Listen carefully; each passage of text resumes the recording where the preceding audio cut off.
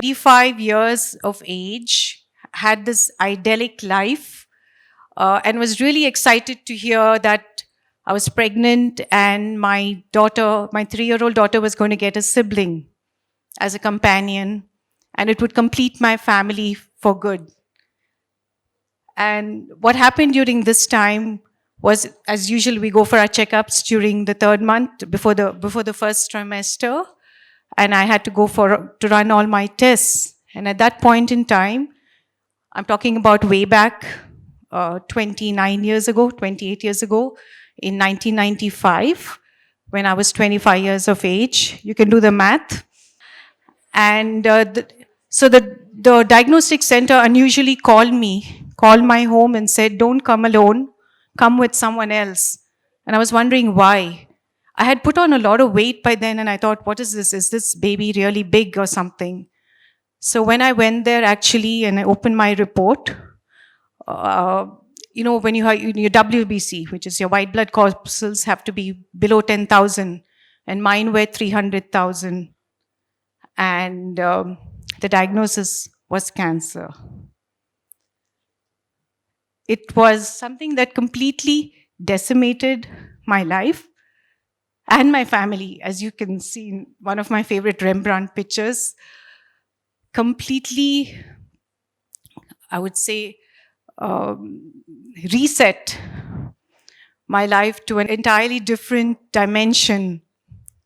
So what did we do next? We tried to see what was the best way to do. The first thing is denial.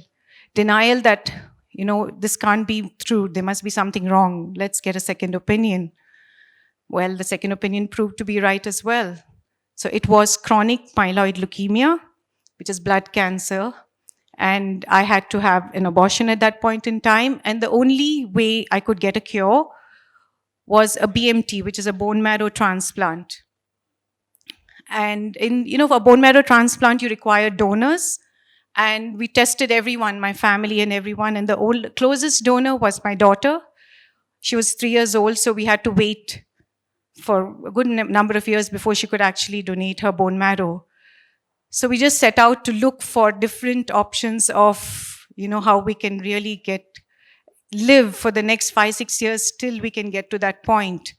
So Tata Memorial Hospital in Bombay, Dr. Advani was my doctor, and he tried with the medication. I started chemotherapy, and the most, I would say, debilitating, feeling for a cancer patient is really when they wake up in the morning and they see hair on their pillows, because you lose all your hair, and that's really it really affects people psychologically, emotionally, mentally, not only the person but the families.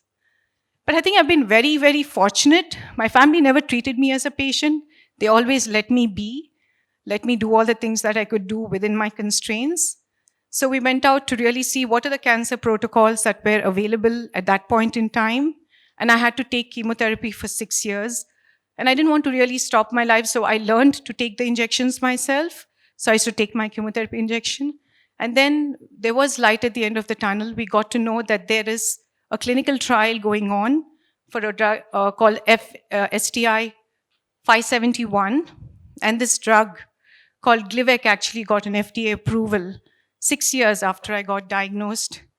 And, that was great, amazing news. And by then, I started to show, the needle moved a little, and I started showing some recovery from my cancer, which is Philadelphia chromosome positive, started getting lesser. So that was the news that was going on in my life. So essentially, to go with your theme of Control, Alt, Delete. So I think whether you call it Windows or DOS or whatever it is, at those days it was DOS. So we completely reset my life, had to close all my windows. I had to reboot, rethink. It gave me time to pause, reflect, rejuvenate in a way. And I call it a rebirth because I think it changed my thinking. It made me make more choices in life that are more personal. It actually, when you face your mortality, when you know that there is a limited time with your family, with the things that you could do, with the passions that you can pursue, you kind of make your bucket list. So I made my bucket list very early on in my life when I was 25. Till then, I was a happy-go-lucky soul, never bothering about anybody, going with the flow, just waiting to finish my family. But then I think God gives some great strikes sometimes to kind of probably, I call it a slap on your knuckles to say, hello, you're capable of more, get up and do it. And I think that's the way that I looked at it. So I call it a rebirth. That's one of my favorite paintings from Degas. It's a ballerina. So what I essentially did was during this time, during my chemotherapy time, I had really bad, side effects, and I really couldn't do much. But the minute I got onto Glivec in 2000, it worked well for me, and all my, the side effects and all were more like a breeze. So I co-founded an IT services company in 2000. That company still exists. It's BSE listed. And I believe that every cancer survivor, any cancer fighter, caregiver can do entrepreneurship. Because, entrepreneurship is as bleak and as daring and as dangerous. So when we started the company in 2000, me and my co-founder, we had the Y2K, we had 9/11, 2011, we had Enron, WorldCom, and our first market, which was Southeast Asia, had SARS. If you guys don't know what SARS is, it's very similar to COVID. A pandemic in those days, in that market, that completely killed our business. But we were able to sustain, and this company still exists, and very well coveted for being a leader in its business, which is Microsoft 365, and we spun off 2 product companies. But what this really gave me and what I wanted to share with you is, mind is such a powerful instrument that it's so important to keep it engaged. It can be your biggest friend, your biggest foe. And I think having something that I was waking up to, that I took from conception right to implementation and into sustenance mode and growth into different geographies as well, really gave me that, shall I say, boost to my morale, to my, energized me. Some of the things I wanted to share with you really is, I got married very young. I'm a grandmother now. I never thought I would see my daughter who was 3 years old, and now when I see my grandchild, it gives me so much happiness. I believe in lifelong learning. So I went back to college at age 40 when my daughter went to college. And the reason I did that is I really never thought that I've completed my education, and I still don't think I have, because I think all of us are students. I'm still learning every day. So I had to write my GMAT and apply, and I did go to LBS, London Business School, and it was such a life-changing opportunity.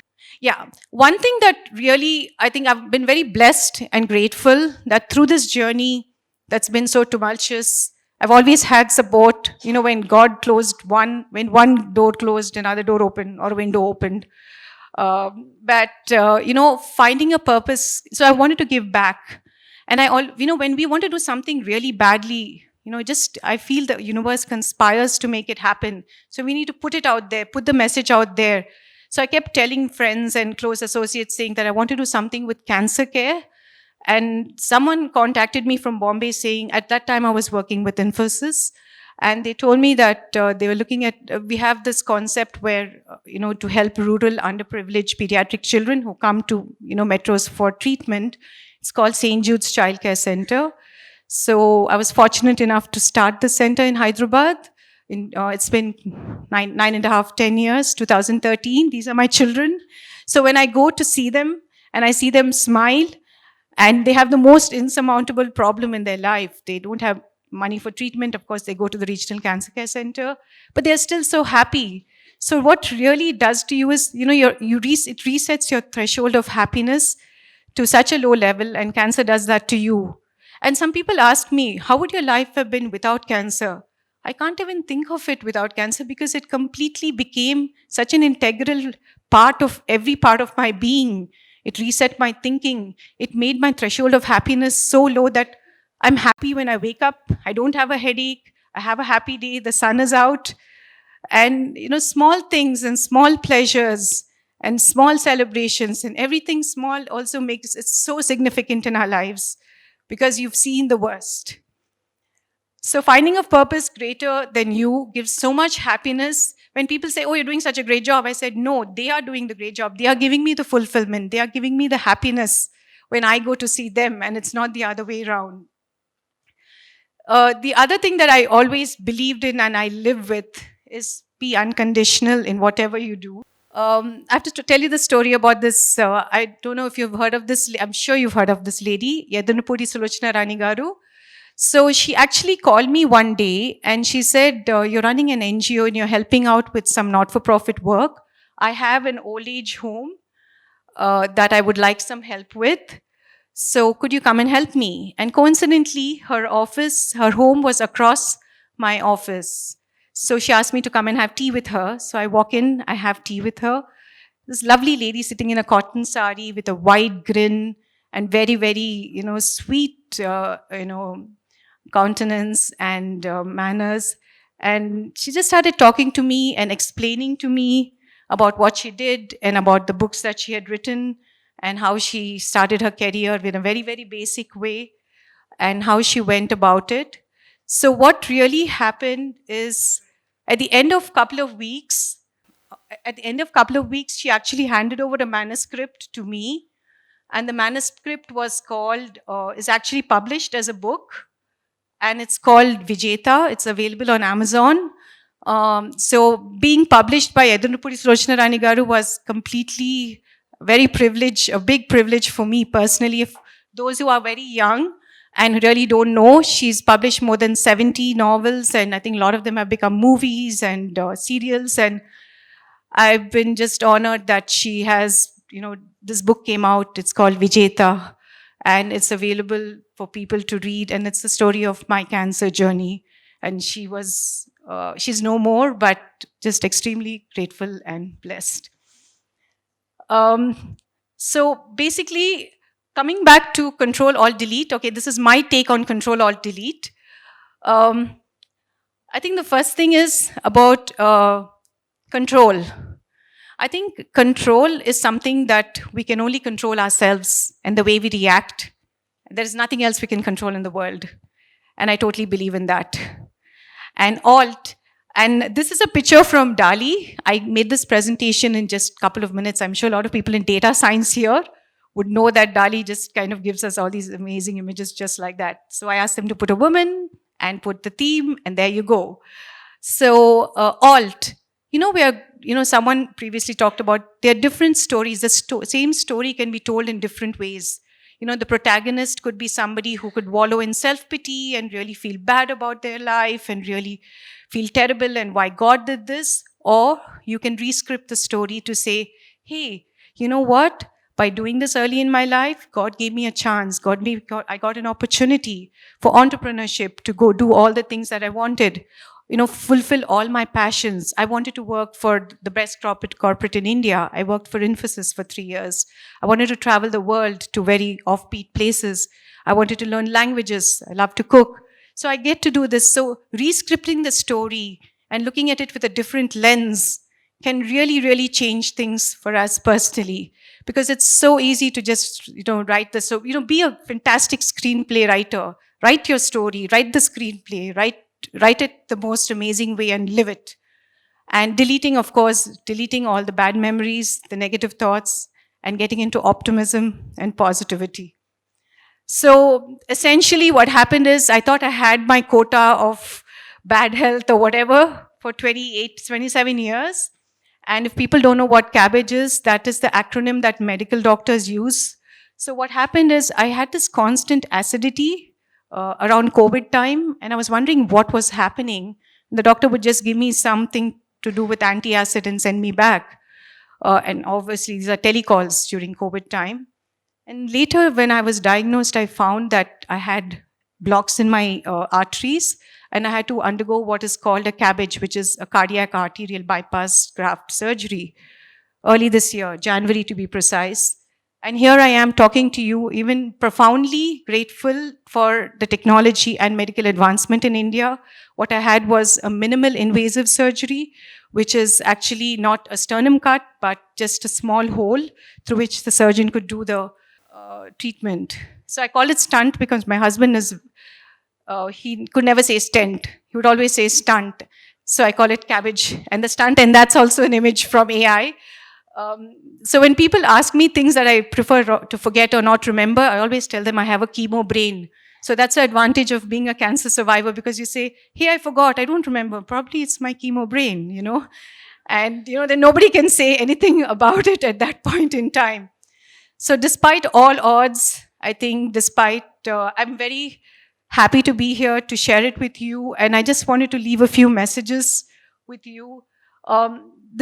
He's a cancer survivor. He was diagnosed in 2020. And 2022, he actually went ahead and with Hodgkin's lymphoma, and he went in to actually win a medal in Olympics. So what does that tell you? It tells you about the resilience of the mind. So basically, I personally believe that you fight diseases, fight, all these, life-threatening changes and life-changing events, 90% with your mind and 10% with the actual, whatever, whether it's medicine or anything else. And I firmly believe that it's proven in my life. It's been 29 years for me, a long journey so far. And I truly believe that this is true. So I found this in the newspaper. And I really like this with Amitabh Bachchan. It says, the more you're tested, in case you can't see, the more you become. So the more you're tested in life, the more challenges that you face, I think, you become the best version of yourself. So push your boundaries and move out of your comfort zone and, learn and gain and, always try to be ahead of things. I think that's pretty much and I believe this and I do this every day, and I hope all of you will do it as well. Live each day to the fullest. Thank you.